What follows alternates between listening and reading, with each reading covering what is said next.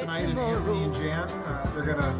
I think they're gonna see what kind of fun we've been having. They've heard rumors that this is good stuff, so they wanna prove it. Know that you are not committed to stay for the entire time. And the dawn is calling. You'll know why. I'll have a new day. Janine's gonna lead us through the discussion tonight. Before we get started with that, we've got two open questions from prior meetings I thought we should revisit first tonight while we're fresh, see if we can make progress on those, and then turn to section 3000. So if you remember the very first meeting we had, we were talking about policy 5509, which had to do with public appearances in school groups. After last week's meeting, or 2 meetings ago, I circulated some draft language that I think addressed the issues we were struggling with there. Hopefully everybody's had a chance to look at that. And let's take a minute and talk about whether that gets us where we need to be or if we need to further talk about it.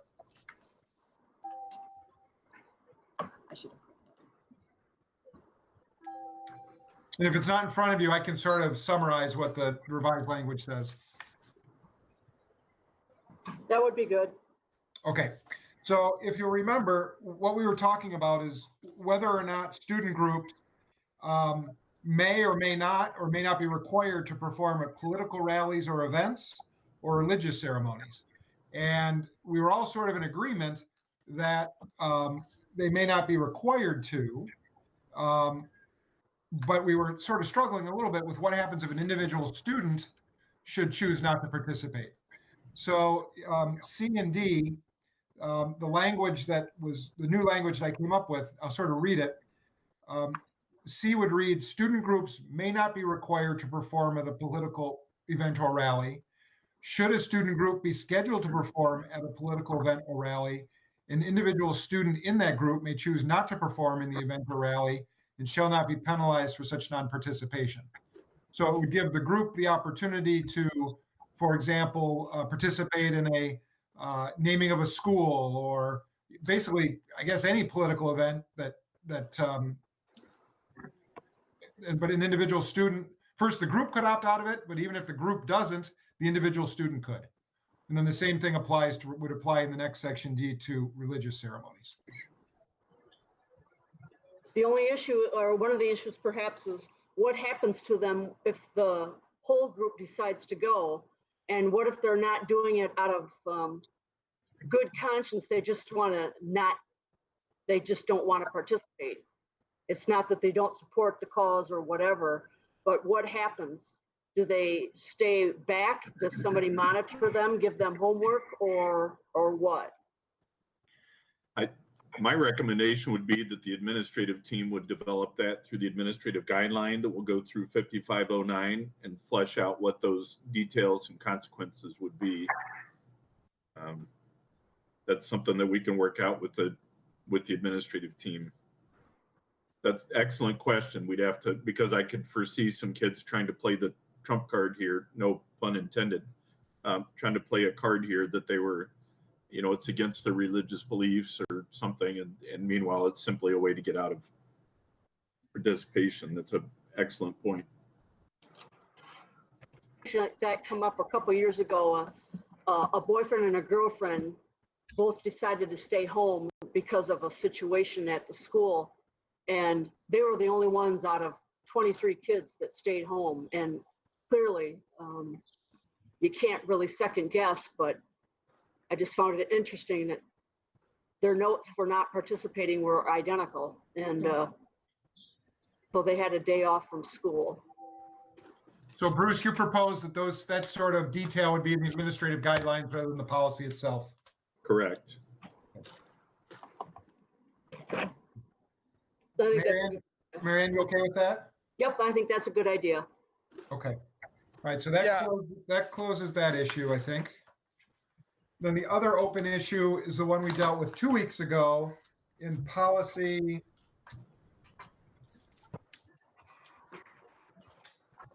2501, having to do with remote participation of board members in meetings. And this was a section that said a board member not physically present at a meeting may participate, deliberate, and vote at a meeting if the meeting central site is open to the public, at least a quorum of board members are present in person at the site, and the central site and technology is set up so that board members and the public may interact. And the language in its entirety is optional. So what we would be deciding is, do we want to have an optional ability for board members to participate remotely? Or do we want to leave that language out, which would in essence require that board members be physically present in order to participate in a meeting? David, can you remind me of the number again? I believe it's 2501. Thank you. The concern would be if it would become a habit, because I know some districts had to deal with that. And I think you lose the essence of the board meeting when you're not there. Yeah, the other side, I think it's an important opportunity for board members who can't be at a meeting to be able to participate. And with the idea that the board is the full board, and I think we should provide those board members that opportunity. Do we have the technology? Put aside the policy of whether or not it's a good policy. Jim's on the call, I think, still. Do we think we have the technological ability at Arrowwood to allow that sort of interaction between a remote board member and the public? Yeah, David, you said that before. I don't know why that's relevant. If we don't have the technology, then we can't do it. But when we get the technology, it'll be in our policies. That's right. So that if we don't have the technology, the whole section is moot. Right, but we're certainly moving in this direction. It requires us not to go back and have to add it to the policies later. So the reason we didn't include this stuff before, my understanding was that there was uncertainty about whether you could include it from a state law standpoint. Bruce, this section has to do with board governance. Would administrative guidelines be drafted for this section as well? Oh, that's a great question. I'm trying to think back to some other districts and whether, I don't remember administrative guidelines being developed for bylaws and the board sections, because there isn't anything the administrators would, the whole point would be to put flesh on the bones here, and that's not something the administrative council would even deal with. Because it's board governance. See, my thought is that to sort of address Mary Ann's point, if there were some administrative guidelines, something to the effect that, board members should not use this option more than a certain number of times a year, or, something to put some guardrails in place so that it doesn't become, a regular occurrence where board members aren't attending in person. Now, and I will say before, I think Mike and David, you were even on the board, I was traveling quite a bit for work, and there were a couple meetings that I was allowed to listen. So I'd walk around, my sales meeting or whatever, listening, and there was a lot of value in what was going on. Of course, I couldn't comment, or vote or anything like that. So historically, I did use that, I think twice, and it was useful for me. Yeah, Tony, this, one of the reasons I wanted the whole board to discuss this is that you and Eric would be the ones most likely to take advantage of it at this point in time. But I go ahead, Tony. You're on mute, though. I would comment, but I apologize. I wasn't fully following. So did you need to summarize the real piece before you said that, or keep moving and I'll catch up? Well, so this is a question of whether to allow board members to participate remotely through technology if they can't participate in person. And so anyway, that's that. What are your thoughts? I would love to think that we could, because I think it'd be more important that we're actually there, present, and have a vote and have a say, than not being able to just because we happen to be traveling. Unless there's some major cons, I think the public would want us to be there to have a say and have a vote. The only con is it becomes so frequent an occurrence that the board really is not able to function as a board of 7 with the in-person interactions. Just, a more robust discussion is always going to be had when you're in person. Yeah, no question. So and then notice how my answer kind of really focused in on that. This, in my mind, would be an exception. It would be we're pulled out of town for business, and only in those exceptions, which should not be very often, wouldn't it be nice to join? By all means, if you wrote it in a way in which I can just choose to be remote, that's a whole nother story. That's fair. Would that be handled under 2303 violation of board code of ethics and 2302 board of ethics, where we address some of those attendance participation kinds of things? I mean, the board could certainly police itself. That is true. I'm wondering, because this is optional language, whether we can't just put in a clause that says, to the extent permitted by law and to not be abused, a board member not physically present, or just something very succinct that says, hey, this should not be a regular occurrence. This is an exception, not the rule. Yeah, Yeah, I'd be totally fine with that. But I think for the exception, it's an important opportunity. Mary Ann, what do you think about that? I just think I've seen people abuse this in past years and in other districts. And as long as you've got to take a look at when people are running for the school board, and when we were interviewing for positions, when we had openings, it was very clear, we meet on the 2nd and 4th Mondays. Are you going to have any conflicts? And when people say no, or maybe something might come up, and are disingenuous, quite honestly, about that, I think that's a concern. And I understand that life happens sometimes, but I've kind of, raised my eyebrows when a couple people within the last couple of years haven't shown up for a certain reason, where other people made the effort to show. For using Janine as an example, who would come to a board meeting and then travel to Pittsburgh after that board meeting and drive for several hours, versus somebody who, went to a birthday party or whatever. I'm thinking that you need to make a commitment, and the commitments to the board, and we only meet 2 times a month. So as long as there's language about it not being abusive or abused, excuse me, I think that's important. Yeah, and I would just suggest one more thing to it is prior notice. It doesn't have to be permission, because I don't think there's a permission to be asked, right? But prior notice would be nice, because that just helps with the last minute I couldn't make it, I'm going to go home and take it from home kind of thing. Most of the time when somebody's traveling, they know way ahead of time that they're not able to make. Because it's strange to go to a board meeting and say, where's so and so? It's like, I don't know. So Bruce, maybe after the opening clause, to the extent permitted by law, comma, and not to be abused, comma, a board member not physically present. And that way, if there's any thought that it's being abused, then, as you said, Bruce, some of those prior policies having to do with the board governing itself could come into play, and the board could deal with the situation.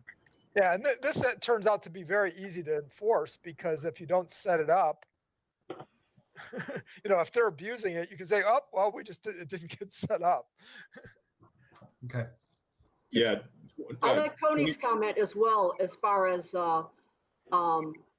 being indicating it to both the board president and also to the superintendent. I think that's a really good idea, and that's just common courtesy.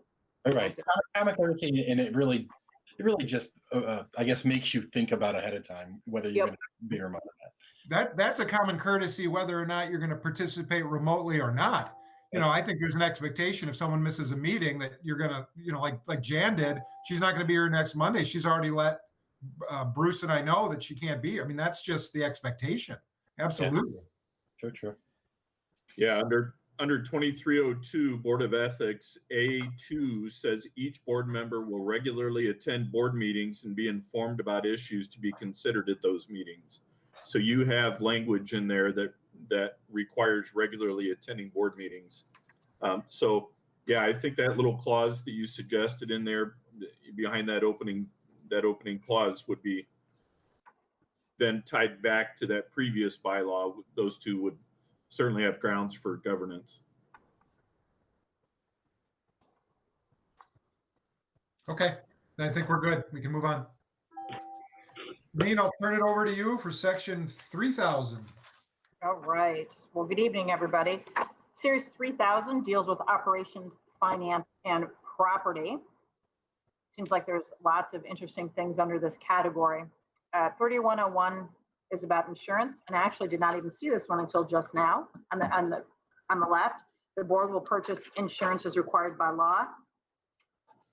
I don't think that there's nothing we have to change or discuss under that. It's interesting how sometimes, though, it says insurance and the board will purchase insurance as required by law, and there's 5 or 6 lines there, but that's such a broad category to me. So that's interesting. That's simply written, but so many nuances under that category. The next one is 3102, which is smoking, tobacco products, drugs, and alcohol. Now, this policy prohibits smoking and tobacco products on all district property, and we have to choose under section B. If the district obviously restricts that. Option 2 says the districts may also prohibit the use of these products at district-related events. Now, my assumption, Bruce, is that we already do that. Is that correct? Yes. We're recommending option 1 as an administrative team. So you're not recommending that we also prohibit it at school-related or district-related events? No, because we feel like that first one covers that. Okay. Well, wait a minute. Let me reread that. Go ahead. Say what you need to say, Mike. Well, I'm going to reread it too, because I just want to make sure we're not confused. Well, and I have in my notes when we had our call with Thrun, however long ago that was, that this can get hairy at a non-school event. Okay. Yeah. And that we want to consider option 2. Again, this is just notes from that, a month ago. So option 1 is saying we are prohibiting it at any district related event. And I guess the question that what you stated, I think, is that we currently do that for tobacco. Yes. If we're at an away softball game in Swan Valley or something, we have the ability to police our kids and our staff at district related events. Okay.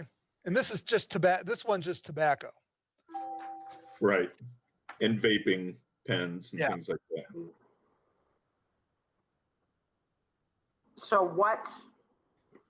So then does this also then regulate when it says not, would that be prom and things like that? Would this also?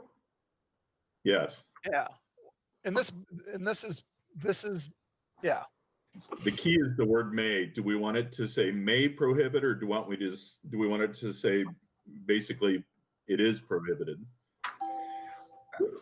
I think tobacco is different than alcohol in the sense that, Mike, in the back of my mind, I was thinking about the auction. When it comes to alcohol and the auction, that's a may kind of situation. But to me, tobacco, just a blanket prohibition, I think is a better option for the district. Mm-hmm. Yeah. That's what I'm thinking also. I think the alcohol thing gets complex. So then we are sticking with option 1 on that then? Is that what I'm hearing? For tobacco, right. And that's consistent with our current policy. Okay. Under D, alcohol. Sorry, I need to. So the board must decide whether alcohol is permitted on district property. Of course, it is not. Then under section C, the use or possession is part of a non-school function. So then so the first kind of things, there are some options there where you might choose to allow alcohol on district property. I'm of the opinion that we should not choose to do that, but I don't know if we need to discuss that. Well, the way I read this is what that pertains to, not necessarily if we have a function at the country club for the auction. Or Horizons or any other. Right. This is just strictly for school. Right, but if you read 2, within written permission, the superintendent or designee, the district may permit the lawful sale, possession, distribution, dispensation, and use of alcohol on school property if. It's So, adult education, or it's a religious service, or it's a non-school function. yeah, but I don't think we allow any of those things now. I've been told we do not allow that. What's that? I've been told that we do not, because there was even a time when we talked about having the auction at Heritage.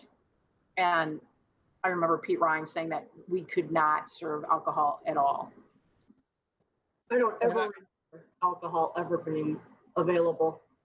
Yeah, I don't. So it doesn't. The way this is written doesn't appear to say that we can continue that approach of saying no alcohol on district property, which would be my preference. Yeah, I don't know why we can't take out section 2 and mark it reserved. Okay, that would be. I mean, Bruce, does the administration have an opinion about this? Our recommendation would be to include C, which covers the auction, the wine tasting event for the foundation. Yeah. Because we were stuck on the part where it says you must have written permission first. So there's a screener, and permit the lawful sale, lawful possession, lawful distribution, lawful. So all of those things, which takes care of prom, homecoming, because those aren't lawful to serve to minors. So it has to meet the several different standards with prior permission, and it must be lawful. So we wanted to cover our bases to allow us to do and I guess you could argue the auction would be a non-school function. Right. But we also wondered about other groups that would come in and reserve facilities, or we need the gym for a weekend. Bruce, the problem with the language though here, Bruce, is the whole section 2 presumes that it's on school property. Right. What you're talking about, I agree with you. You want to reserve the right to do that. But what I'm suggesting we do is we take out the language in section 2 and simply replace it with something that says, with the written permission of the superintendent or designee, the district may permit the lawful sale, possession, distribution, dispensation, and use of alcohol on non-school property if it's part of a non-school function. In other words, you take the language in 2, taking out the district property, and combine it subsection C. That's the policy. That would prohibit the use of alcohol for a non-school function or a school function on any district property.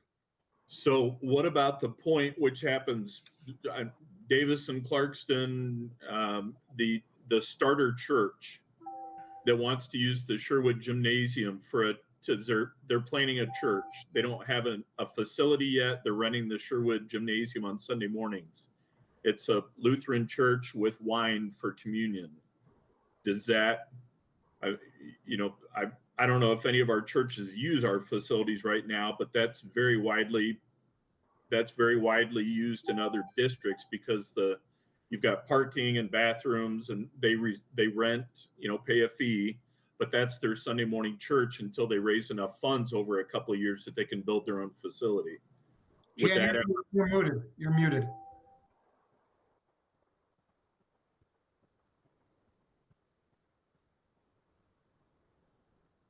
You're still muted. And you really look like you're interested in this one too. So it's not well, it's because years ago when I was involved in community education, we did rent out Sherwood and Arrowwood to area churches until they built their own. We used to call it St. Sherwood and St. Arrowwood just for fun. And of course, those churches weren't Lutheran, but they were Christian. So at certain times they did have communion and the wine. Unless they just use grape juice. But I know we rented out those buildings. Yeah, which falls under B. So in taking out that language, would that prohibit that church from serving that? Now, my inclination, I like the idea that alcohol is just not allowed on school property. I agree with Mike. Mike, I agree with you too. I think if we're able to allow our facilities to be used by churches for that kind of thing, that may be fine. But maybe one of the trade-offs is that they have to use grape juice instead of wine. Yeah. Yeah. If you have any churches like that, they're not going to be traditional denominations. It would be a pretty good bet at this point.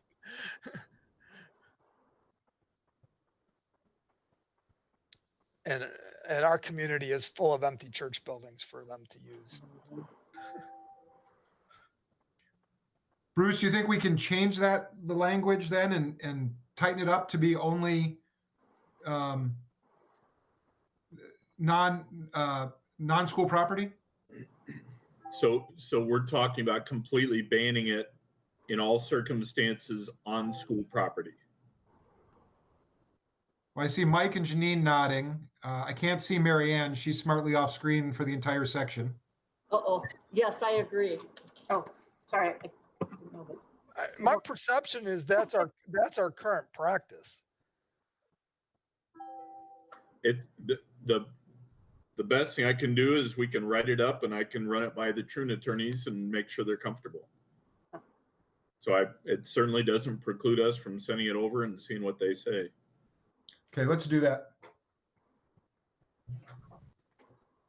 All right, thank you. The next one under general operations is 3103, copyright compliance. I think we're good with this unless there's any questions from the group. Well, this is just a comment.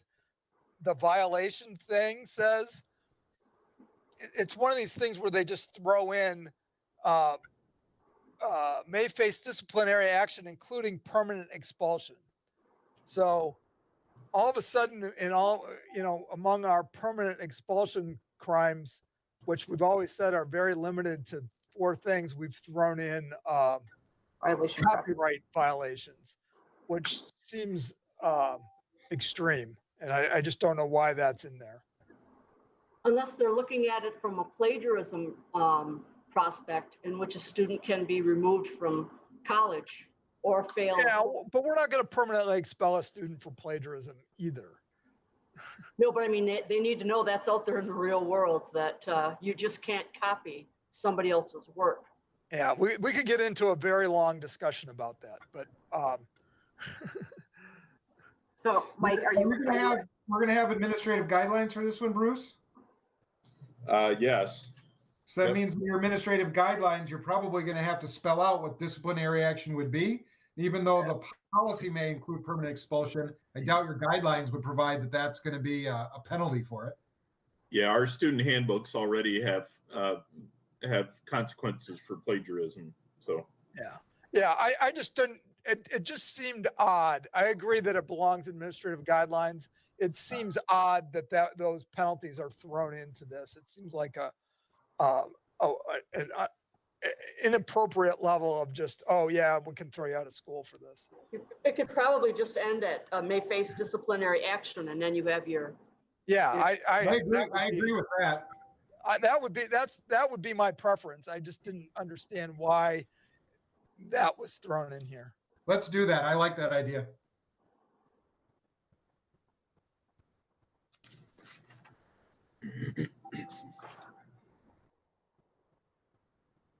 All right, I'm waiting for a little bit for a nod from Bruce for school cameras and monitoring under general operations.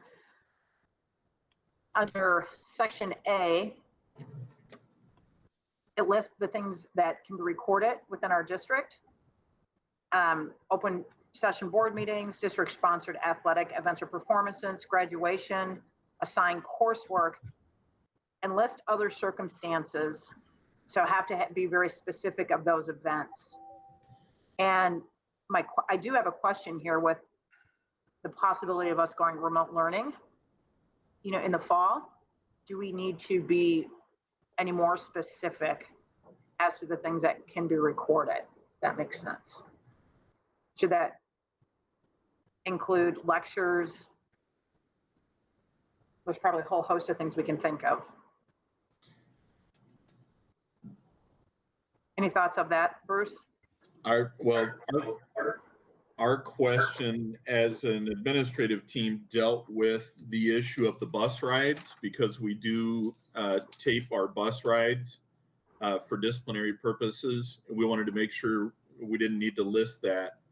And so I contacted our truant attorney who worked on this policy, and he said the law comes down to willfully recording a conversation to which you're not a party. And they said camera and audio on school buses would not be applicable here. So we do not need to list that because we're specifically dealing with things that you know, the law revolves around things to where you're a third party and not part of the conversation. So we did not need to include bus rides, but you bring up a completely different issue of our remote learning. So I talked to Martha Marcero in March because we had a middle school teacher who was wanting to videotape all of the lessons that were being taught because she was concerned that if it comes down to a he said, she said, and a student accuses her of saying something that she didn't say, she wanted a record of proof. And so I contacted, Vicki Wanmacher talked to her about it and then kicked it to me, and I contacted Martha.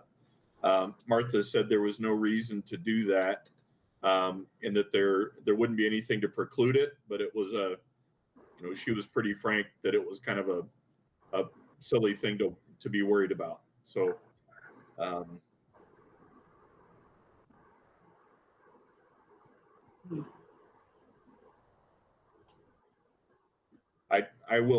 I can follow up on this one. Why don't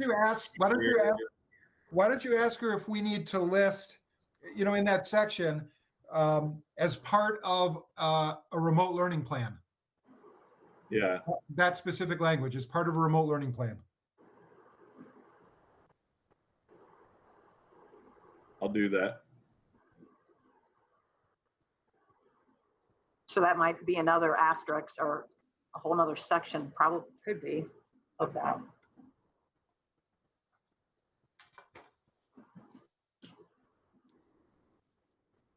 All right, very good.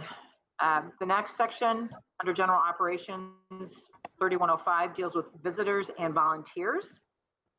Under section A, there's some optional language in there indicating a person visiting a school building during instructional hours must first report to the building's main office. In the superintendent or building's principal's discretion, a visitor must be required to sign and present a form of identification and wear a visitor's badge. We do that now, so then I guess we just keep number 2, correct? Our recommendation would be to include that language. It's not entirely consistent with our current practice because in some buildings you're not going to the main office, you're going to like the attendance office or something.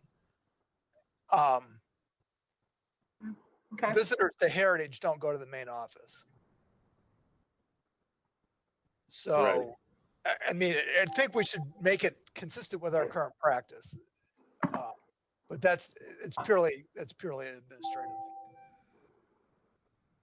If it said report to a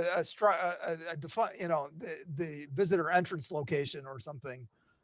Yeah. Mike, you're right. Visitor's entrance location will probably best suited there. Or can we say must first report to the building's office? Then that leads some. Yeah. Just in general, just to make sure it was consistent with whatever we're doing. Yeah. What about instead of main office, say building's visitor entrance? Does that then leave wiggle room that they don't have to come to the office? They just have to come to the visitor entrance and they can. Well, and the other question I have, and I don't know, is do we want to say, because certainly our current practice is not that they may be required to sign in, but they are required to sign in and present. That restricts us to keeping it that way. So maybe from a policy standpoint, you just want to leave maybe, and then in the regulations you can define it more clearly. But yeah, I think we were we liked the wiggle room when it came to Jim Mitchell and the tech guys coming in a back door to deal with a file server, or the maintenance guy comes in to deal with a water leak in the bathroom. Yeah, You well, know, they've got their uniform and the badge, and they don't go to the office every time because they have master keys. So, well, and this would this give is them not, that but this freedom. doesn't apply. This doesn't apply to district personnel. This is visitors. Okay. Yeah, Right. I mean, I purely would leave it up to administration. Just my only point was, do we want to make it? We want to make it consistent with what we're doing. So it's Okay. And maybe this isn't a policy type thing, but at least even looking at the way things are right now, I do not foresee a time, perhaps probably for the rest of the year, that we won't be wearing masks. So I'm wondering if somebody's coming into our schools, should they be required to wear a mask? And Yeah, I mean, we're gonna have we have signage coming from the ISD, from the health department, about all the mask kinds of things. So That's a whole separate issue. yep, good point. but, yep. Also under visitors and volunteers, a driver of a non-school vehicle must provide to the superintendent or designate satisfaction proof of insurance, an optional safe driving record. I guess my question here is, a safe driving record would be proved how? Remember, Janine, we had a long discussion about this in conjunction with policy 5506C. Okay, remind me. We just had a long discussion about exactly that, and Okay. came down in 5506C of including safe driving record. So I just made a note in the margin. We want to be consistent with that other policy. Okay. So I would include it just because we included it in that policy. Okay, thank you. Yeah, I'll just note that the two policies are not consistent in terms of what they require in terms of proof of insurance. The other one requires more detail about the limits of liability coverage than this one does. Okay. Yeah, the administrators recommended including that clause, even though it would be a bit nebulous to prove. A lot of that information is not easy to obtain from the Secretary of State.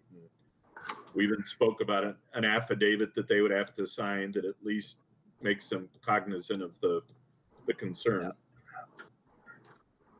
As David said, we had a long discussion about that before. So. I must have been drinking that night. I don't know. Well, that was under 30, that was under 3201, so we'll have to check that. Mary and I were having sidebars. No, I'm kidding. All right. Anthony, Dan, you having fun yet?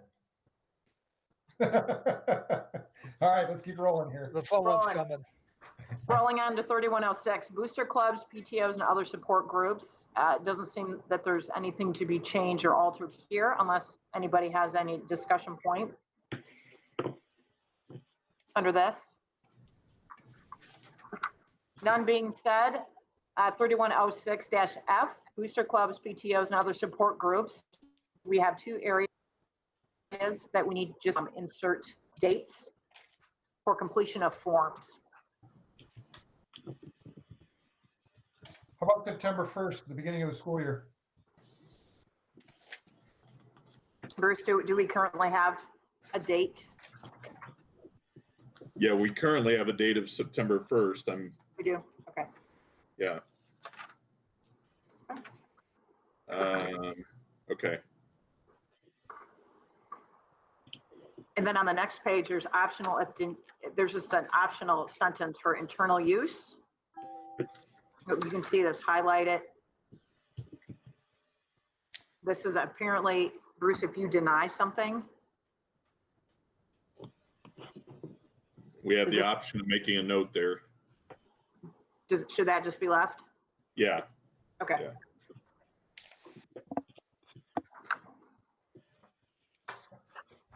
Next, under general operations, we have 3107, the use of detection dogs. I just maybe a handful of time have seen the detection dogs at Heritage. Obviously, it's when there are issues that are reported to the police. There's not any action that we need to take underneath this particular piece. Unless anybody has any questions on this.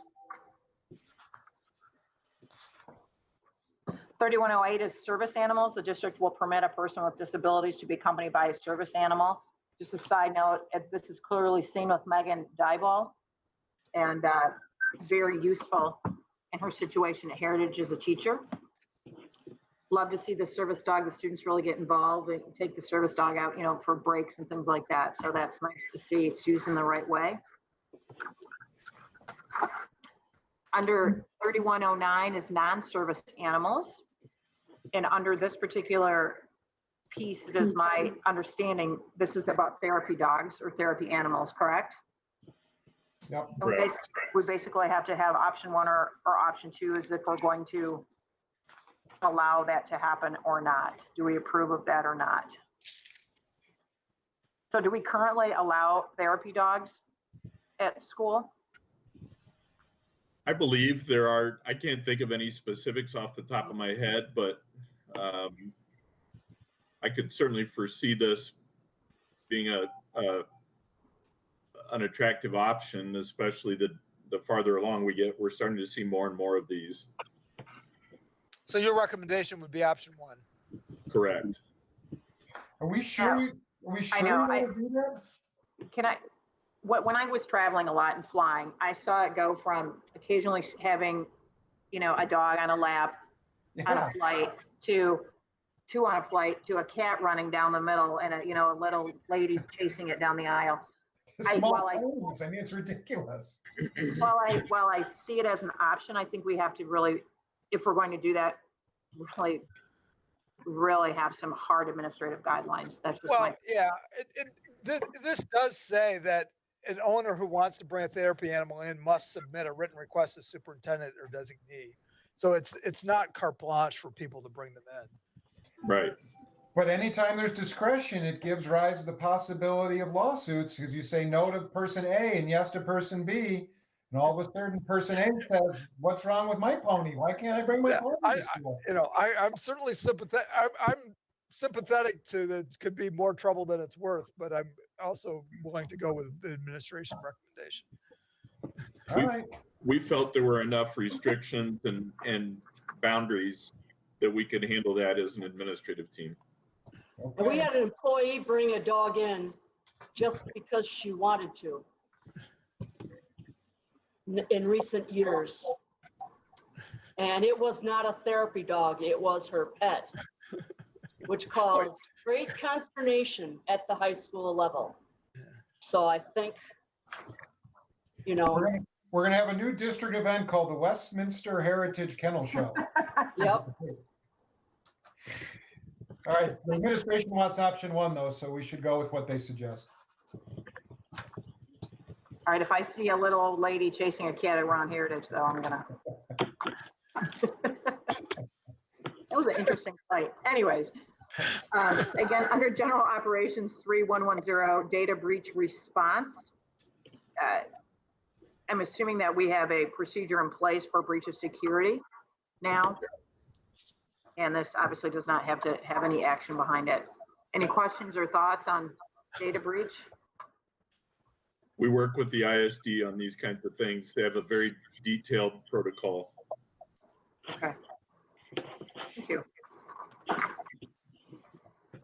3111 is drones used on the property or used on any of our properties. Obviously, well, under B2B, if a student, by a student that is a component of an improved curriculum, which I see this probably being more and more in play with the use of drones in the future, but this does not need any action. Is there any questions or? So there are not our current robotics program, but there are robotics programs that are based around drones. Is that allowed in here? Because that's not curricular per se. I guess it would be recreation. Oh.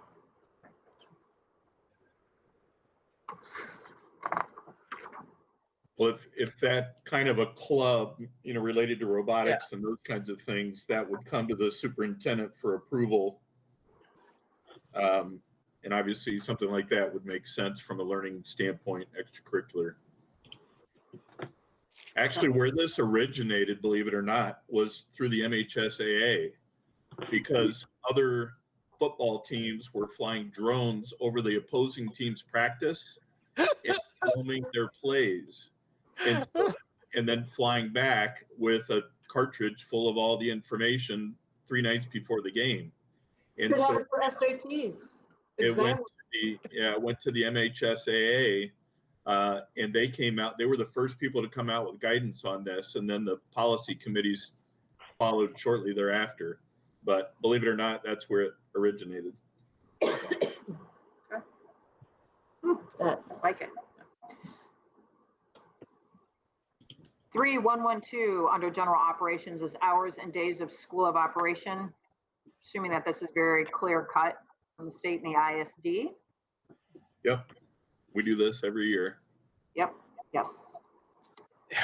3113 social security numbers under general operations. We need to appoint or a list of others that may be able to receive a social security number in the course of performing their duties. So now we have So we are- superintendent. Oh, go ahead. No, I interrupted. No, please, go ahead.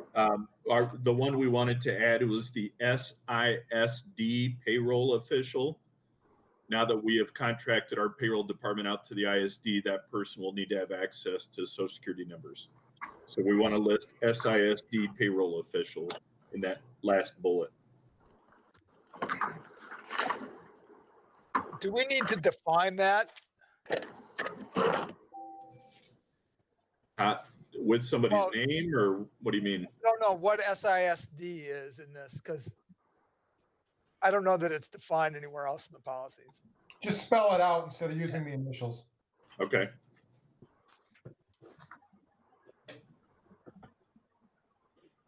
Next, we have 3114 litigation under general operations. That seems to be pretty straightforward.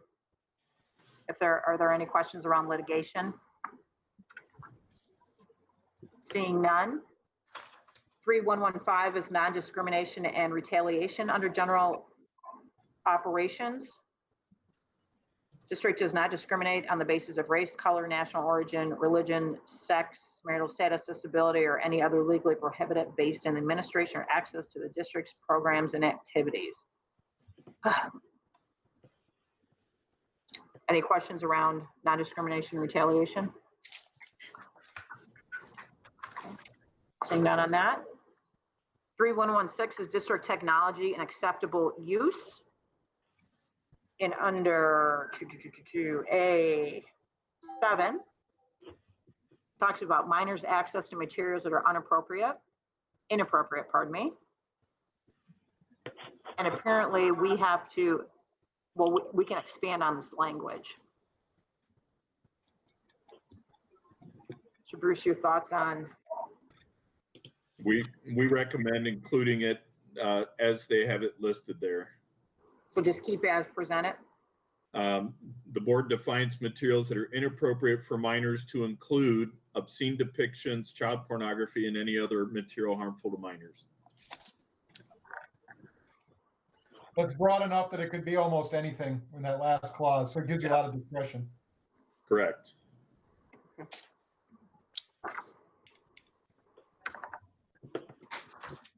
We're just firing right through this. The next one is 3117, intellectual property under general operations. Is there any questions on 3117? This is probably more of an administrative guidelines thing, but I remember right when I came on the board, there was I think it was a Spanish teacher that had materials, and there was an agreement made between the teacher and the and the superintendent about their ability to license those materials for use outside of the district. So I don't think it is a change in this. This is saying there's just like any other employment relationship, it's owned by the district, but we may want to consider options for employees having access to that material for outside.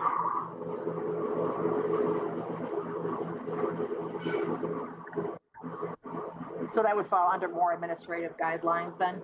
I think that's probably where it goes. I don't know if Jan ever took advantage of this, but one of the fastest growing things is Teachers Pay Teachers, which is Right. a website where they can get on and buy materials created by other teachers. I know Monica's picked up a few things from there, and my daughter actually in her college program is developing an awful lot of things, and her professor challenged her to put some of it on that Teachers Pay Teachers, and she gets a few bucks. So that would fall under this, that we would have to work out in the administrative guidelines. Yeah, because and if you want to encourage that, and you have to approve each one of those, that could become a burden. So, Correct. you may want to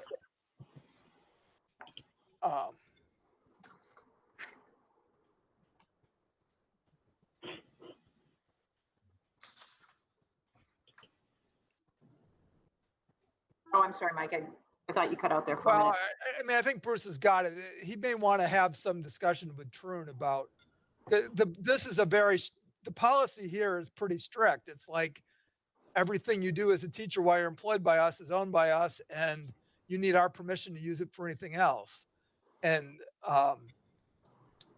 that's always the employer's preferred position until it becomes a burden to police it. Right. So in essence, the Teachers Pay Teachers.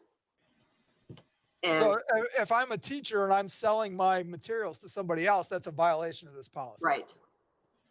Without prior written permission of the superintendent to do so. Right.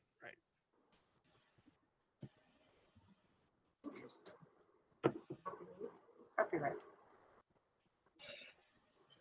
The next policy to discuss is now we're moving to finance and borrowing under 3201 accounting. Just talks about financial accounting. There's no action to be taken on this. Mike, I see that you're indeed here. So if we have any questions, we'll be firing those to you, I'm sure. And under 3202, budgets and truth in budgeting / taxation hearings. Under A5, there's an optional piece that says the board's goal is to maintain an annual unassigned general fund balance of at least blank % of estimated expenditures. Do we currently have that in our policy? I don't believe so. I don't know if Mary can correct me on that. Well, and I think we talked about this in a different place last time, is that, why put it in there? Just, Yeah. Our recommendation would be to delete that, just so we don't pigeonhole ourselves. Especially with a year like this year. Yeah, yes, Right. exactly. I mean, we know it's the guidance of, and I don't know if it's MASB or which organization it is, but it's their guidance that districts maintain 15%. And I think we just use that as our goal, but why would we state it explicitly in a policy? Right. Yes. Correct. Absolutely. All right. That was an easy one, Michael. Moving on to 3203, it talks about I do deposit. have one other question though on B, the truth in budgeting hearing. You have to give notice of the public hearing by publication in a newspaper of general circulation within the district. I'm not sure what we're doing these days. We actually ran 2 different advertisements because if you remember, we changed the date of the budget hearing. So Yeah. we had to run a second one. I think it went out to MLive, if I'm not mistaken, and they ran it through the Saginaw News. Okay. Yeah, if you actually look at the classified ads in MLive now, the only thing that's there is those required public notices paid for by governments. That's Really? I'll have to look.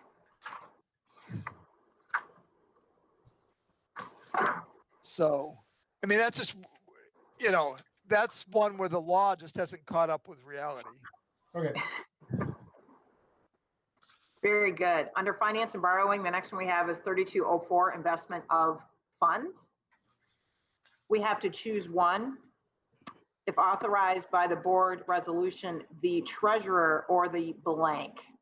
So do we want more than the treasurer to be authorized for investment of funds? Don't we, during our organizational meeting every summer, also authorize the business manager? Yeah. Yeah, I think Yes, that's I a believe good so. idea. So it'd be the treasurer or the business manager. Right. And my notes say our recommendation is not board resolution. So we would start the sentence at the treasurer or the Right. chief business official. So we would give the chief business official that duty. Do we even have to list the treasurer of the board in that? It seems, if I were the treasurer, I would certainly not want to invest any of our district funds. I think that would become an issue if there was a problem with the business official. The board could override that through the treasurer in case our business official got into some trouble or was fired or something. The treasurer could carry on some business of the district under the board's authority. Okay. Or an accident, if the CFO got into an accident or anything like that where he's incapacitated. Okay. Thank you, Michael. The next topic is 3205 disbursements, where under petty cash, the board may authorize a separate petty cash fund for any district building that will not exceed a certain dollar amount. We're recommending $500 is our standard practice. And then under the custodians for elementary, middle, and high school, we are saying building principal and or designee. Because a lot of the, for instance, at Heritage, we have a secretary that handles all of those petty cash funds. And then in the final one, district office, we wanted to say finance director and or designee. And that covers everything we would need. Sounds good to me. Except you want to make it chief business official rather than finance director? So it's consistent with the prior policy? Mike, were we specific on that for Denise's purposes, or was that just a language? No, that was just I think that was just a language discussion thing. If we want to keep it all symmetrical, then I would suggest using the same language. Okay. Thank you. Chief business official. All right, very good.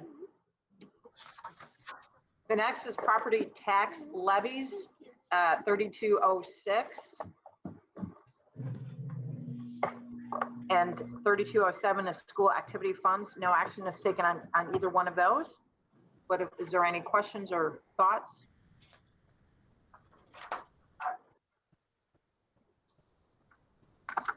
Seeing none, we'll move to 3208. And I was having a problem with, is it surety? Surety. Surety. I can't get my tongue roll. Bonds of district officials. So under bonded officials, A1, the superintendent, any financial officer, and any attendance officer of the district must furnish a surety bond in the penal sum of not less than. Andy, we are covered under set SEG, our blanket liability policy we get for the district under set SEG. We are covered. They recommend $1 million, and that's our coverage under our policy, our insurance policy. And then it took us about 3 hours to get the right answer though, because every every person we called, they said, wow, that's a great question. I have no idea. So we finally thought we'd try set seg, and they said, oh yeah, you guys have been covered for years. So. And they pay for an actual surety bond, or that's just our liability coverage? No, they said there's a surety bond rider in our Okay. policy Okay, for $1 million. good. So could somebody explain to me what a surety bond is? Sure. Sure. My quality can. No, yeah. My understanding is, in talking with my father-in-law, former business manager, he said that was a protection for the district, that the first $1 million would be covered if Mike Waldy decided to start absconding funds from the district, that there would be an insurance policy to protect the district. It's not just school districts, it's pension plans. It's lots of different organizations where there's funds in trust. The folks who have responsibility for those funds often have to provide a surety bond, which would help repay the funds if they should be absconded. All right, but it's really just an insurance policy. It's not, I mean, maybe the concept. Definition at the bottom of the page too. That indicates what it is. Okay, thanks, Marianne. Yep. Then under A2, then also we have to fill in those blanks. Who's the business, chief business official, assistant business official, payroll clerk, etc. Yeah, we have a list on treasurer, and then we have director of finance and business operations. We have business services manager. We have SISD payroll official, activity fund custodian, and then finally food service representatives. And that covers Wendy Howard's group that handles all the student payment during the day at lunches and things like that. So Beautiful. we've got a list. I don't need to bore you with all the details, but. All right, perfect. 3209 is debit and credit cards. Here, we obviously, the board approves the use of debit or credit cards programs. I know we talked a lot about this and what gets approved before we go to events or meetings, that kind of thing. But we have to choose under B, option 1 or option 2. Well, before that, Oh, yes. this was something we talked about in the thing with Troon, is our current practice is to authorize credit cards for all board trustees, which wasn't an option that was listed here, but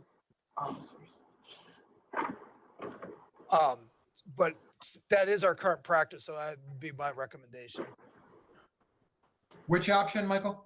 So under A, it says board may assign a credit card to an employee or board trustee, because I asked in the meeting and they said, oh, board officer, that's just the officers. And it's like, well, all of our board members travel, so. So the recommendation is that first sentence would say, the board may assign a credit card to an employee or board member. Yeah. Yep. Mm-hmm. And then under B, option 1 or option 2. We are recommending option 2. Okay. It's a little more limited and has a little bit more, felt like a few more boundaries in it than option 1 was pretty wide open.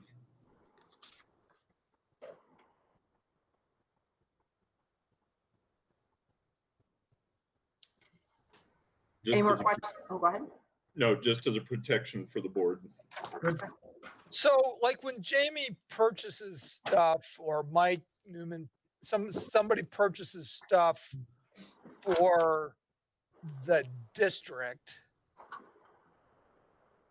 does this suggest it needs to be approved beforehand?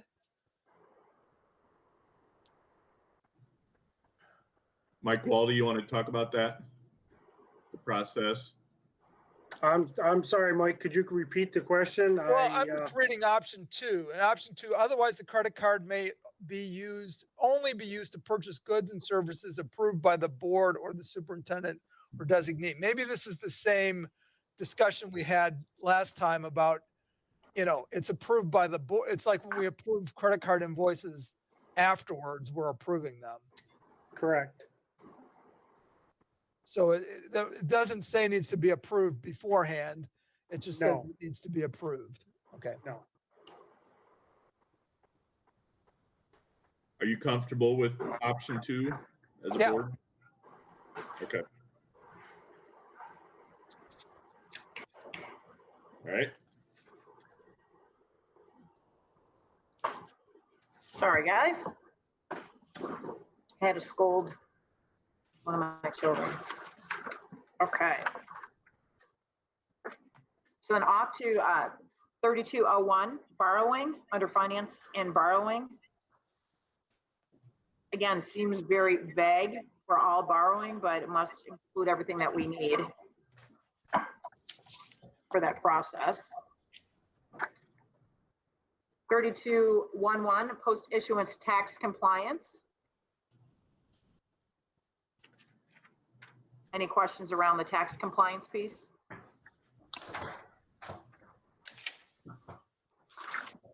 Seeing none. 3212, post-issuance disclosure compliance, and this has to do with bond issuance. Here we need to determine if the optional third paragraph needs to be included.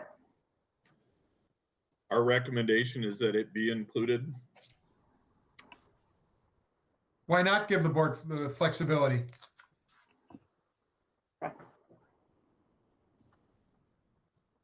And it's under the advice of bond counsel, so it's not like we could go rogue and violate the law. Yeah. It seemed like it was important. It was, the reason to include this language is to say, if you want to go beyond this policy, before you do that, you need to talk to bond counsel.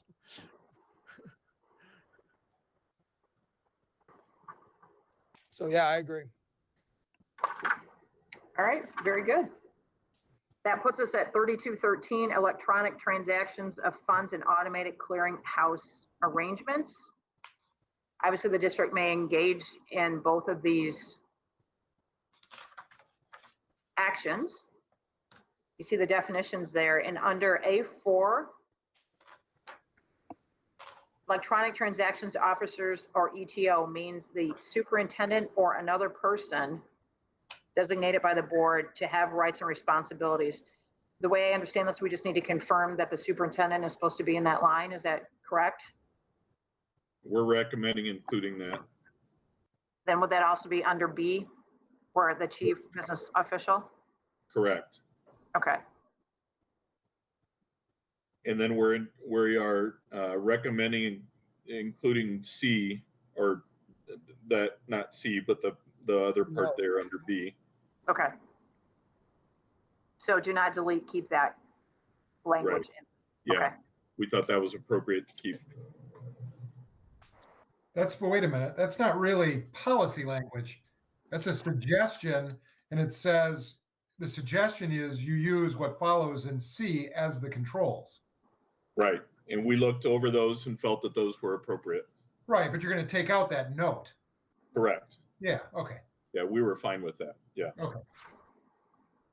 Sorry, I wasn't very clear. Under 3301, purchasing and procurement, there doesn't seem to be any action that we need to take, but I do have a question. Under the bidding procedure, it's requesting written quotations from at least 3 known vendors. There's been a more than one occasion that we cannot have 3 vendors.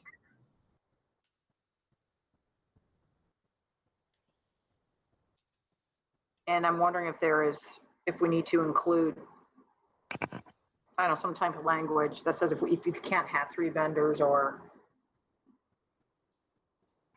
If there's any risk in I just think saying. it says we must request bids from 3 vendors. Is that? I At see. least the Okay. efforts made. I got you. Thank you for that. Okay. And then later on it says if you don't get bids from 3 vendors, that you're covered if you requested them. I don't see the language right now, but that's what I remember. Yeah, that would be under C1E, regardless of whether at least 3 bids are actually received.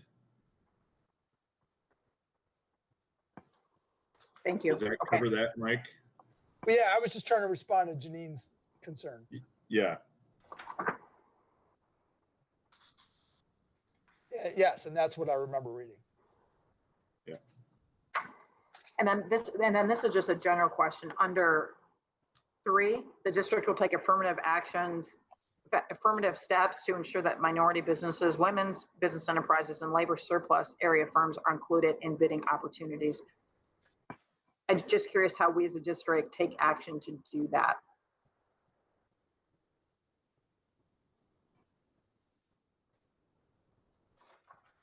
That's a great question. Mike, I don't know if you know specifics, or Mary, I know we go through a process whenever we put out bids. And there are actually services that we can send our bids to, and they go through a big publication network. And I don't know if they have specific affirmative actions in place to target those. That's a great question. Just curious because we may get asked that more in this, environment, which is fair. So just curious for that. That's all. Possibly for a follow-up. Yep. Well, I think too, even if you look at something as something like the wintertime with snow removal or whatever it might be, there are those companies that know that school districts are going to need those types of services. And at some point, it's on them to find out what the policy is and to get involved with that. And they normally have people on staff who would be the ones that would take care of, completing a request for proposal or accepting or whatever it might be, but have the knowledge of the actual bidding. And that's where it's really sad, quite honestly, that we don't have newspapers anymore, because you used to see that type of thing very often, as you would notice of election, for an example. Mm-hmm. All of that information would all be in a specific place, and businesses would know where to go if they wanted to participate. Now, we really don't have that as much anymore, if at all.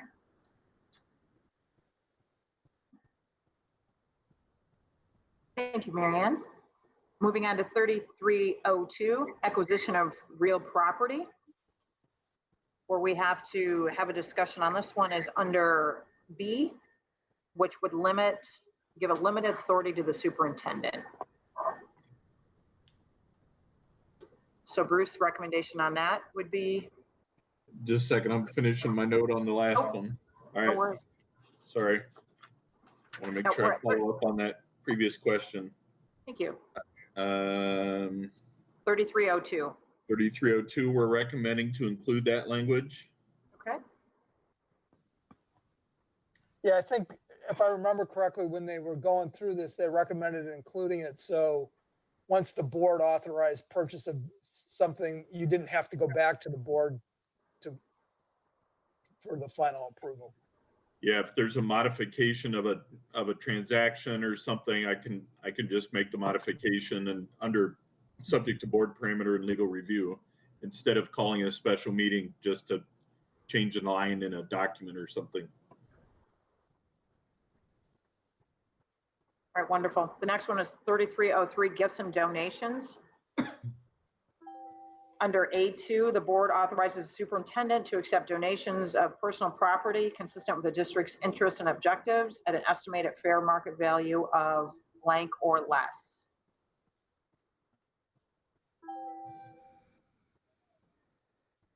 So we need to determine a value for that.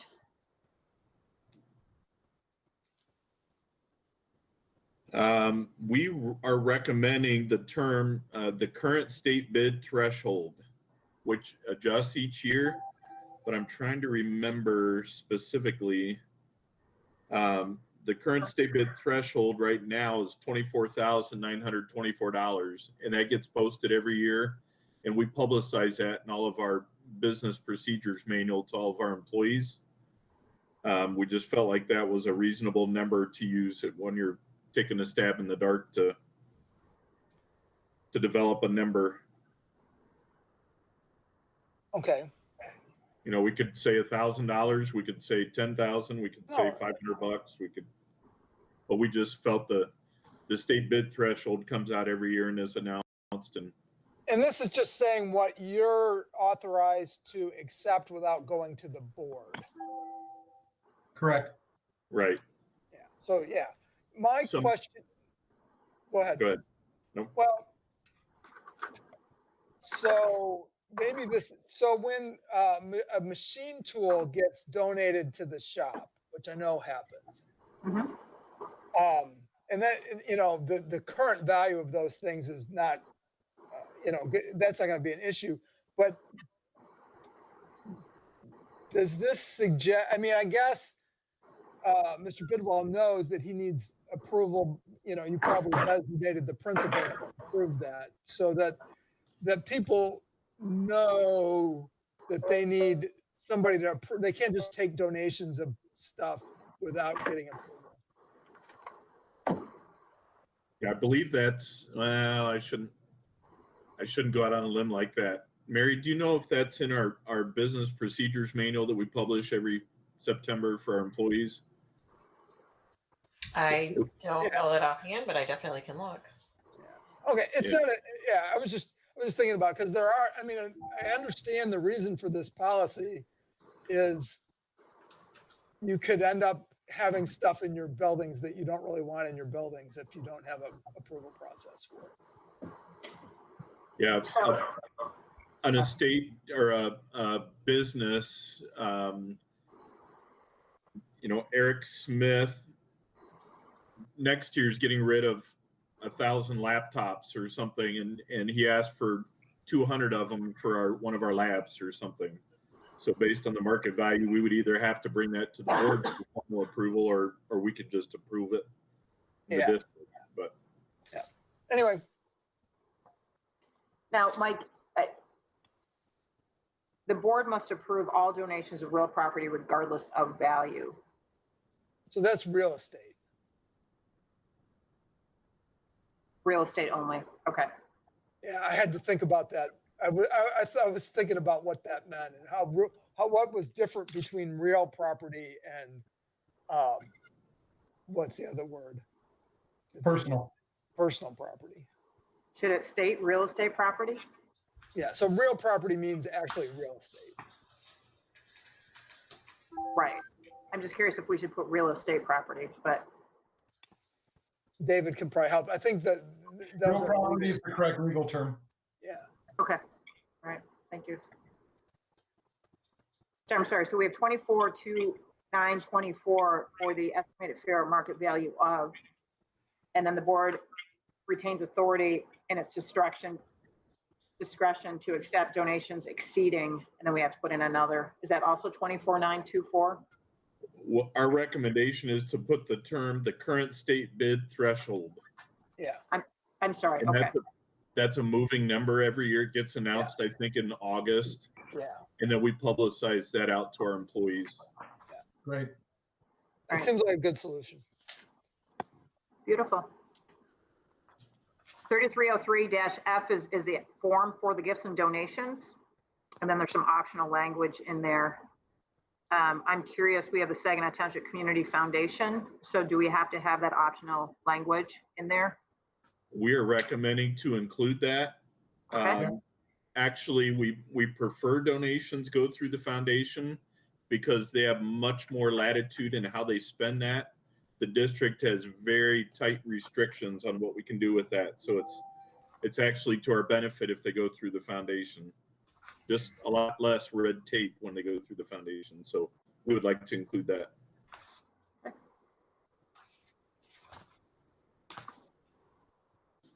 Now we are at 3304, use of district property.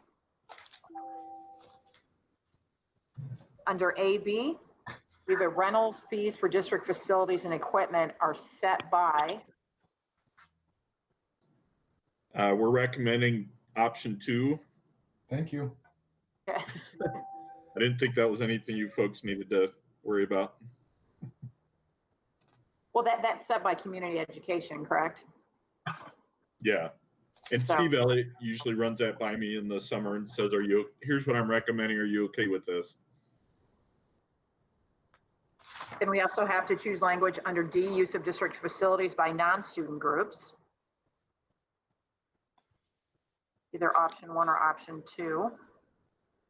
I'm assuming it's option 2. We're recommending option 2. These pages kind of look like the Pentagon Papers. Yeah, the choice of highlighting for something that's going to be Xerox wasn't good, but Under D6, just curious, the district's facilities are not public. Okay, my eyes just, there's some optional language in there. My eyes just crossed. We're recommending do not include and just leave it at district facilities are not a public fora. And That's a term of art for free speech purposes under the First Amendment. And in talking with Troon, they recommended that we probably don't want to go there with the optional language. yeah, just say it clearly.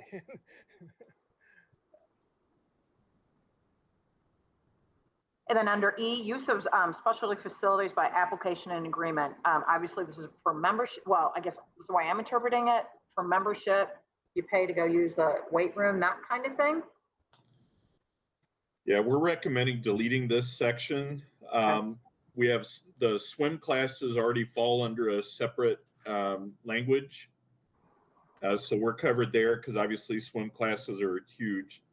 And then people that come out to use the tennis courts and the track just for walking and things like that, they don't fill out an application to go out and walk on our track. So we didn't feel this section was necessary. Okay. We cannot limit our use of the track, can we? We can. I've seen some districts try it. It doesn't create much goodwill in the community. So I recommend against it, but we could if we put up enough fencing and signage and things. Okay. I don't recommend it though. Yeah. Next, we have 3305, sale or lease of district property. The district may, in accordance with law, sell, lease, or otherwise convey, transfer of its property. This is the optional verbiage here is also to limit authority to superintendent, from what I understand. So are you? Again, I believe this deals with small things that we don't want to waste the board's time with. You would just give me authority under parameters and legal review that I can modify a document or if there's a typo or something, rather than call a special board meeting. Yep. 3306 on construction bidding. There's no action to be taken here. Are there any questions or thoughts?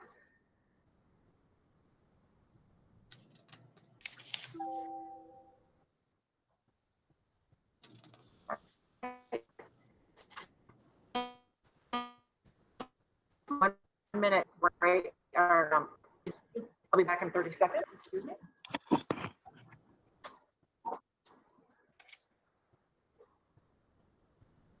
While she's gone, I have jumping ahead to the next thing. I have a question that's, if we look at 3307 B2A, so it's the top of that back of that page. It's about construction managers. And it sounds like you hire a construction manager and it says the construction manager may not supervise such construction. I don't know if Mike or somebody understands what that's talking about. I believe there's a difference between the construction manager who simply supervises other workers on the board's behalf versus a construction manager his company is actually doing the work and he is supervising his own people. And so therefore that'd be a conflict of interest if the board's hiring somebody to act on the board's behalf. So I think that's how I interpret it. Is that how others Okay. are? All I right. think that's exactly right. Some construction firms manage their own work, and some, like an architectural firm, sometimes will also act as a construction manager, but they're not employed by the construction company.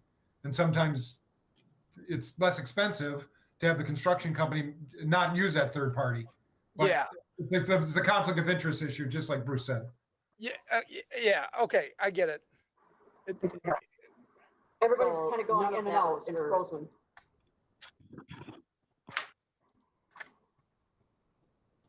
Yeah. It was a detailed question that I was just curious about.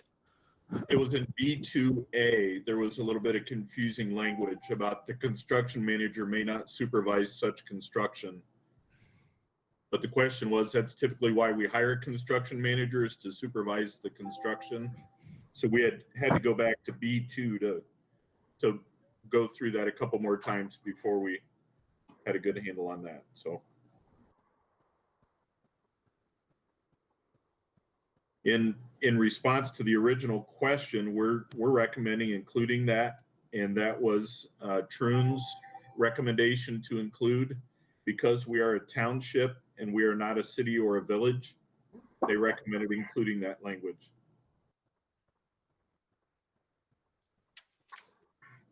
All right, perfect. All right, thank you. Sorry about that. My slushy machine was making some horrible noises, and we don't want slushies all over right now. Good catch. 3308, distribution of printed materials and advertising in school. On the second page, under C, non-student group advertisements, and this is again, non-student groups. A non-student group advertisement must receive prior approval from the board or superintendent. We recommend including that highlighted language. Wonderful. And then under 3 and 4, option A, a non-student group advertisement may not reference a political candidate or ballot question. Should we keep that? I believe we should. The administration took the chicken way out on this and decided to let the board make a decision. Just Okay. being frankly honest. I sort of agree with Janine at first blush that we ought to include that optional language. So, what about the sinking fund? So we had a non-student group and we were distributing printed advertisements about the sinking fund millage. But were we putting them up at the school? Well, we did have signs in some of the yards of school. So I'm wondering, does advertisement include flyers? I would think it would. Yes. But this is only in school. This isn't yard signs. This isn't mail. No. I'm talking about informational flyers distributed to students' families in the school. So, I mean, my inclination would be yes, but I think that would fit into this category. Did we do that? That was right before I got here. Yes. To advocate either a vote yes or a vote no. No, We handed no, there was no advocate. Okay. We were not advocating. It was during the summer though. We didn't have students, so we didn't send it home with students. It was in August. No, we sent them home before the beginning of the school year. Regardless, it referenced a ballot question. It clearly did that. Yes. Yeah, it fits this. It referenced a ballot question. It didn't advocate on a ballot question. So I'm just saying, if you say no to this, you may be precluding that. But let me play devil's advocate. That was written by the administration and sent home. Is the administration constitute a non-student group? It was officially not. It was officially distributed by the group, I think. I don't know that. That's a good point, David. So Bruce, can the district distribute that information? The district can distribute informational only material without any slant one way or the other. Okay. We can send that home through kids and so forth. All right. So that would not fall under this. Yeah. Chris Amarino is the election attorney over at Troon, and I've dealt with him a lot. So okay. All right. We send all those to Chris. He validates it and approves it and says it's good to go. So if we're comfortable that this doesn't preclude us from doing that, then I'm perfectly fine with including the optional language.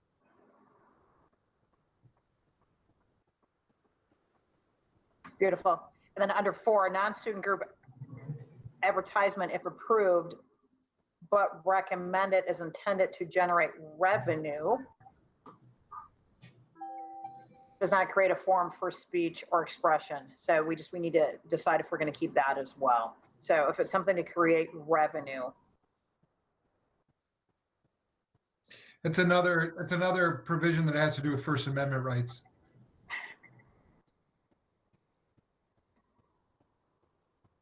So is there any recommendation about the optional language, Bruce? But isn't that like putting a sign up at the football field? I mean, that's to generate revenue in essence. Or am I? Yeah.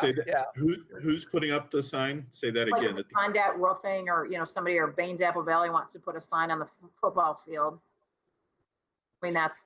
But I think the way they're using revenue is a little bit different.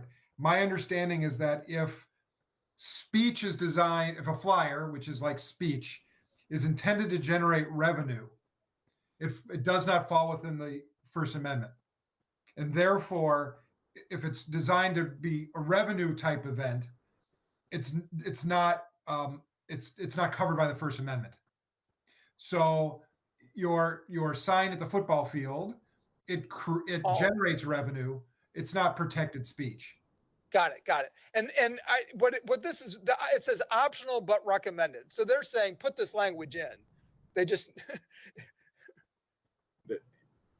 Yeah, it's the kind of thing you read 10 times before it crystallizes. Yeah. So we should include the language, right? That clause, those 6 words, I think are just designed to enhance what is there, which is that advertisements are not protected by the First Amendment. Yep. And if it's revenue generating, it takes it even further out of the ambit of the First Amendment, and that's why they're making the recommendation that language be included. Okay. All right. It's clearly their expertise and not ours. Head spinning a little bit because of that one, but hey. And David's law background is extremely helpful in these systems. Yes, absolutely. Amen. I could be totally making it up as we go. I really hope there's no First Amendment lawyers on the call. You sound really They haven't submitted any public comments, so far. So good. The wonderful part is we all believe you, David. So right. It's a gift. Next one is 3309 bus inspections. And 3401 school cancellation, delay, or early dismissal. Are there any questions or thoughts around either one of those?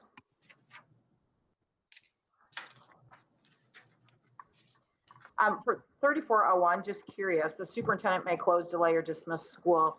Let's say Bruce is incapacitated and not, who's the next designee to be able to do that? I believe Matt Dowdy makes a recommendation to Tony Skronsky, who makes that call if I'm incapacitated. Yeah, it's interesting that it doesn't say or designee on this word. Right, that's where I was going with that. It seems like it should certainly include that language, though. Yeah, I know in many districts, the superintendent's not the one that, I mean, he takes the heat for it, but it's quite frankly, it's the transportation director usually that makes that call. Should we So include maybe- or designate? We could include or designee. Yeah. And I'd be more than happy to delegate that responsibility to the board if the board would like to have that. It comes with a great deal of communication and feedback from parents and staff members. Oh, I'm sure it does. Oh, we didn't hear what you just said. What did you? Mary Ann, do you want to decide what days we're going to close school or not? I'm just kidding. She's out. 3402, drills, plans, and reports. The board will take responsible steps to provide a safe and secure learning environment to protect students and employees. Any questions on that? 3403 is reporting accidents. Mary does a great job too at letting us know that. We appreciate that, Mary. 3404, communicable diseases. And 3405 is bloodborne pathogens, and we need to approve the optional language. We recommend deleting that language. Yep. They all have to take a training course on bloodborne pathogens, and we're not thinking that optional language is necessary. Yep.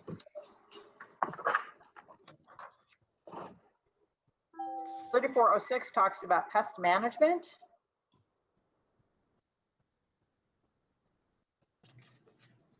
(3407) asbestos management. We're recommending the word supervisor of buildings and grounds. Okay. He's certified in asbestos management. He handles all of that with the government. So if somebody were to ask us if we have an asbestos plan, we would have that plan, would be able to readily pull it and show it. There is a copy of the plan in each of the school offices, and then the master plan is over at the facilities office with Chris Henderson. Beautiful. 3408 is firearms and weapons, and I did see your email. Yeah, let's look at the options first, because my email didn't actually refer to any of the options, and we can come back to that at the end. Okay, beautiful. Right, so then under A, as used in this policy option, do we keep that optional language about the antique firearms? The administration recommends including that. Okay.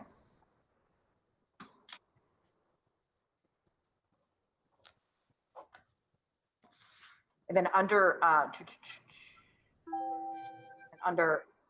A5, a weapon means firearm. Sorry, again, it's getting a little dark in here. The optional is a dagger. You can see all the options laid out there. Is that the current language we have? Yes, we recommend including that as well.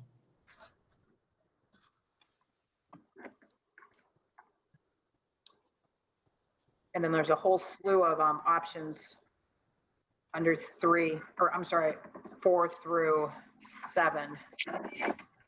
Would you like to speak to those options, Bruce?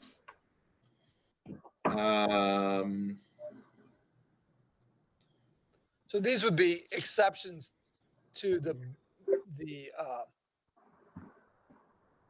general ban on firearms. Right, and we are recommending not including those. Good. 4, 5, 6, or 7, correct? 4, 5, 6 for sure. 7 is in conjunction with A1 that we recommended including. But we had quite a spirited debate about that around the administrative table.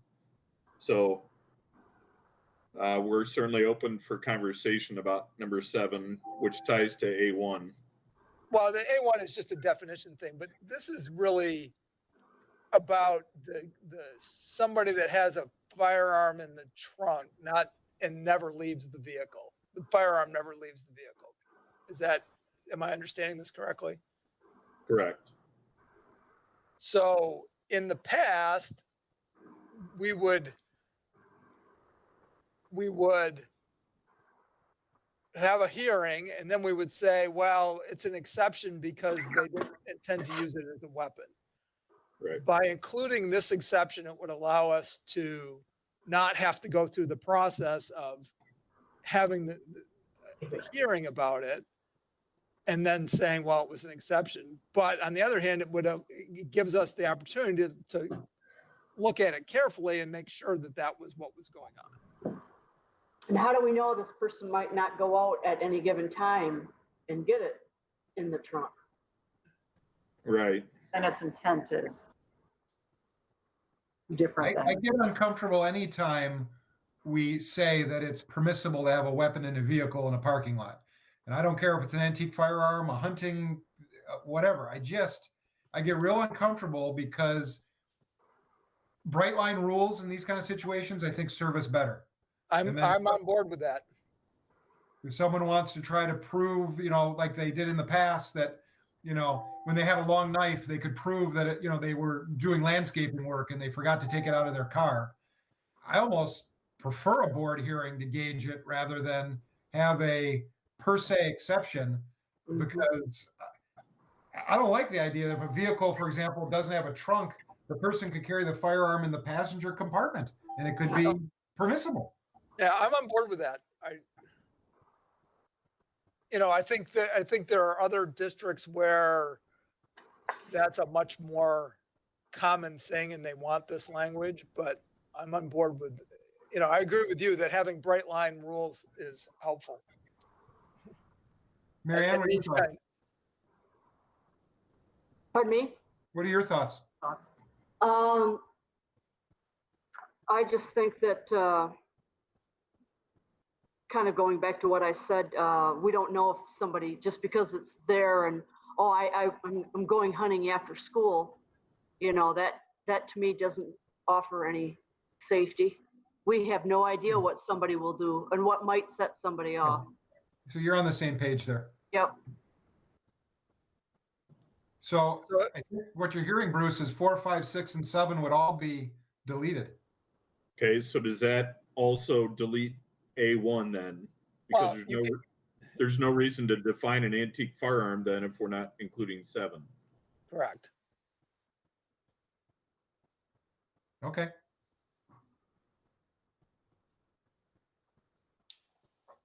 Remind me of an instance other than a history class where an antique firearm would be brought into school. Well, this is weird because this doesn't, it really only talks about an antique firearm in this case as if it's in the car, in the trunk being transported somewhere else. It really, even though it defines antique firearm differently, it doesn't treat it differently than anything else. So it doesn't really create an exception to bring an antique firearm into school. There's not an education, it's not creating an educational purpose. Yeah. I anticipated that they were going to do that when they started defining antique firearm, but that's not what they did. And Michael, your email this morning seemed to imply that you like the language of peace officers defined by law. You're good with that. No, what I was trying to say is I didn't like that. Or you want the opposite. I wanted the current language.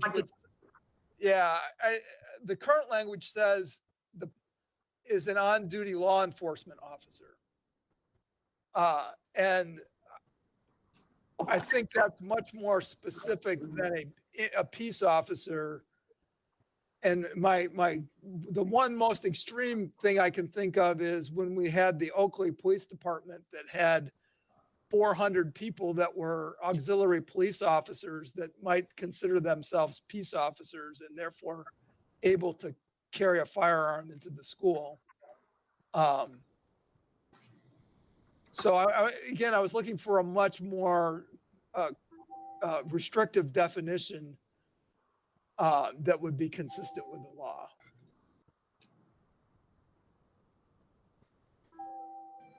And my concern is that when it says peace officer is defined by law, somebody thinks that's them is going to come into the school and say, well, I can do this because your policy.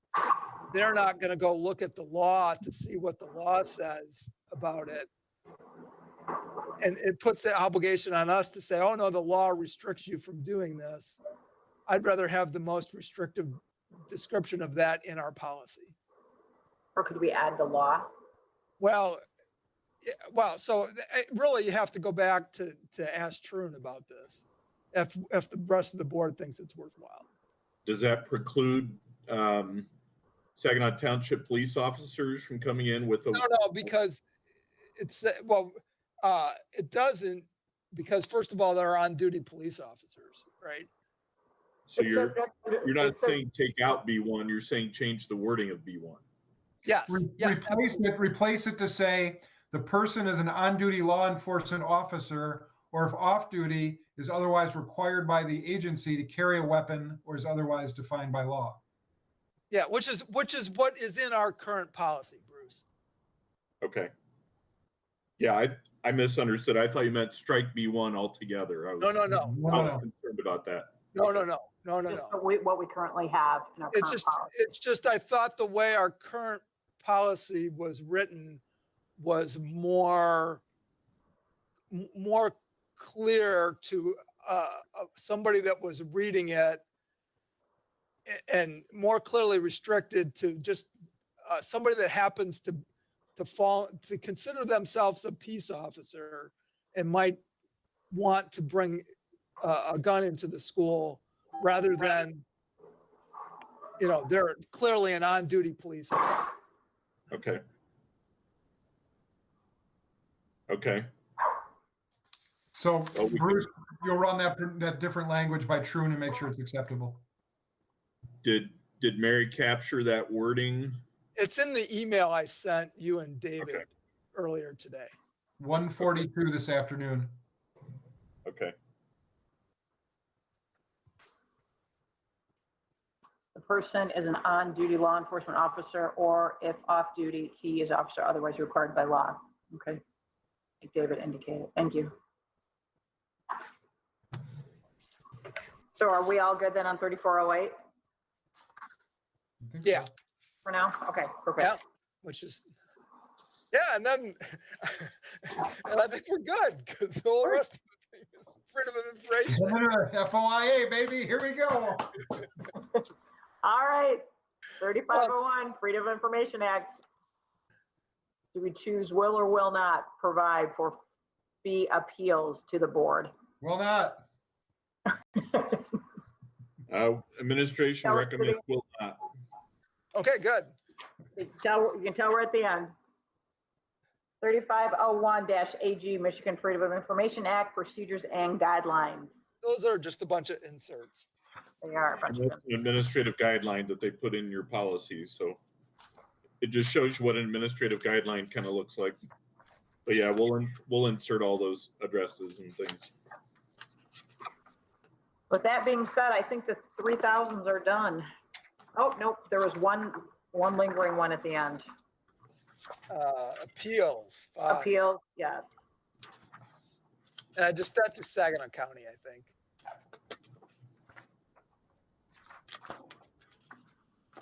Yeah, both the state and the federal have a place where you have to put what circuit court, what county, and the district's in Saginaw County, so it would be Saginaw County in both instances.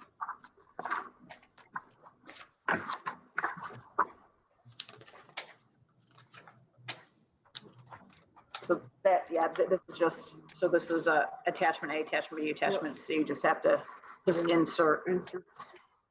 Then we do have 3502 record retention at the end. Public record means writing prepared, owned, used, in possession of. It's just stating what that means at the end, but there's no action to be required under 3502. With that, Series 3000 is done. Wonderful. Well, we outlasted Tony and Jan, but It was a great effort on their part to try to stick to us the entire time. We do have one public comment that came in. I do want to share that because this is an open meeting. It's subject to public comment. We received a comment from, and I'm going to mispronounce his name. I apologize, Jeffrey, if you're listening. Jeffrey Wang, one of our great seniors at Heritage. He submitted the comment. Hello, we all understand that planning for any possible graduation event for the class of 2020 is difficult and in flux, but many seniors and their families would appreciate any small or big update from Mr. Martin or others in administration. Thank you. So I wanted to share his comment, and I'm sure that in the near future, all of our seniors will get some information from the administration or from the high school about what, if anything, is going to be done. Bruce, would you like to comment on that? Go ahead.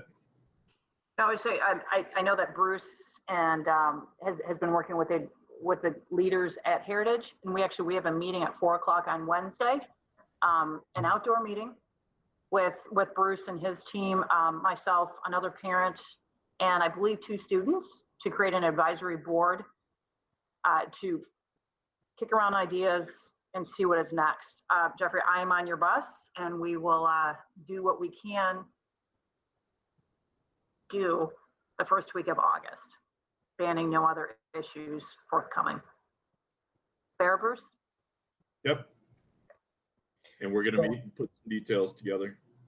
Yes. Jeffrey, if you're listening, thank you for submitting that comment. Yes. And I'm sorry, I'm going to have an email going out to all Saginaw Township families with that update. Probably go out tomorrow. So we're clear we're not doing an indoor graduation at the Dow. That has been removed from the table by governor's order. There's no way we can do that. So we're now looking at alternative options, and that's what the committee's getting together for with parents and staff and a couple of students. But the traditional indoor Dow Event Center graduation with thousands in attendance there's no way we can do that under the law. Yep. Okay. But it also gives us the possibility, and perhaps a non-traditional way, to create a memorable experience for our seniors in a very memorable time. So, that could create some wonderful opportunities. Absolutely. Glass half full. Yep. So as far as our policy committee goes, we're meeting one more time on 2 weeks from tonight on July 27th to go over section 4000, which is human resources. Michael's going to lead us through that section, which is also fairly lengthy. So we'll try to efficiently get through that. Then we'll talk about next steps about how we're going to circulate the proposed policies to the rest of the board, et cetera. We have our retreat on Friday at noon for lunch, followed by 1 o'clock our meeting. And then a week from tonight is our regular July board meeting, which is also going to be held virtually unless we get some different guidance from the governor between now and then. What time will that be again? The regular meeting's at 7 o'clock a week from tonight. In case we are saying that our board meetings, we are looking to resume in-person board meetings, whether with social distancing or whatever other measures, just as soon as possible. The MASB guidance we've gotten is that regular and committee of the whole meetings should still be held virtually. Committee meetings should be held virtually. That's why we're doing them virtually. But we recognize that we want to get back to in-person meetings, as quickly as allowed. So this is not by our choice. And if I can ask, what other staff, so there will be the 7 board members, of course, and Bruce and Mary on Friday. Will there be additional senior staff? There will be 3 additional. Jamie Kratz is going to join us later in the afternoon. Okay. For a discussion about our return to learn plan for the fall. She and I met for about 4 hours this afternoon to put a proposal, to plan out what that discussion should look like. And then Mike Waldy and Denise Dowdle will come for the first part, which is relative to possible budget reductions if the $3 million cut comes, we want to get some feedback from the board on directions to look at and things to keep our hands off of. So I've invited the 3 of them to lunch. The problem is that puts us up over our 10, which we're supposed to stay 10 or under. We're just going to have to do the best we can, and I'll go out and sit in the car and eat my lunch if I need to. Well, Janine, can we eat lunch outdoors? Absolutely. Then you're good. Bruce, quick clarification question on budget. It's my understanding that in light of the news that came down for the 2019-20 year, which we just finished, Correct. we should be okay. We received a cut of $180 per pupil to help the state balance the budget. And then they're giving us $360 per pupil from the Federal CARES Act stimulus funding. So it'll end up being a net plus 180. But they're also talking about a $60 million cut in categoricals, like at-risk, Title I, Right. special ed, all those things.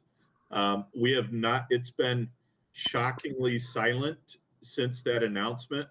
MSBO is trying to get more information. The Superintendent's Association trying to get, we're shocked as to why we're not hearing anything. Well, and the legislature hasn't voted yet either. And they are not, they're telling us that will come in it will show up on our August 20th state aid payment.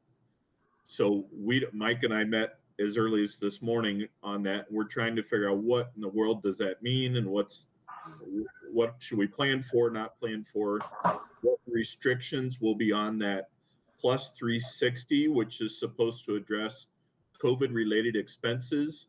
Well, that's a pretty wide open term. Is that hand sanitizer, or is that all of the staff members that we had to continue to pay through the shutdown? It's been shockingly silent. And this is for 1920. I'm not talking about 2021. Yeah. Correct. Okay. Yeah. Maybe the good way to interpret it is they're waiting for it to actually get passed by the legislature, which is supposed to happen on the 21st. Okay. And then they're still telling us to not plan on hearing much about next year's budget until late September. Yeah. So we can discuss this in more depth on Friday.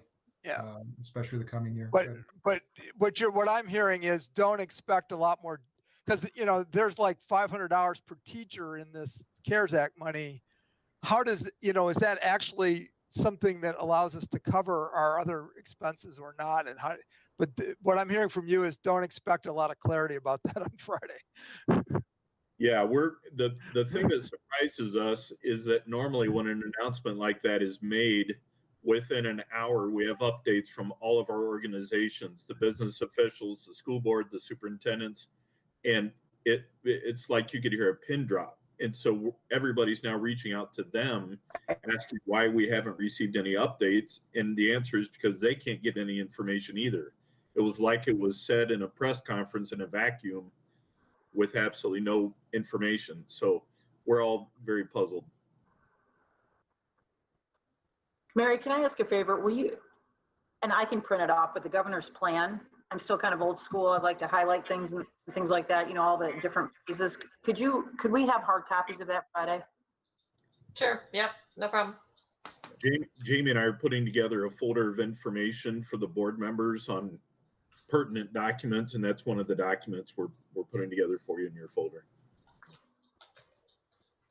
Okay. All right, everybody. Thank you for a really good discussion. Thank you for your time, and we'll see everybody on Friday. Have a good week. Have a good week. Thanks for your help, Mike Waldy. Yep, no problem. Good night, Michael. Good night, Mary. Good night, Mary. Good night, John Boy.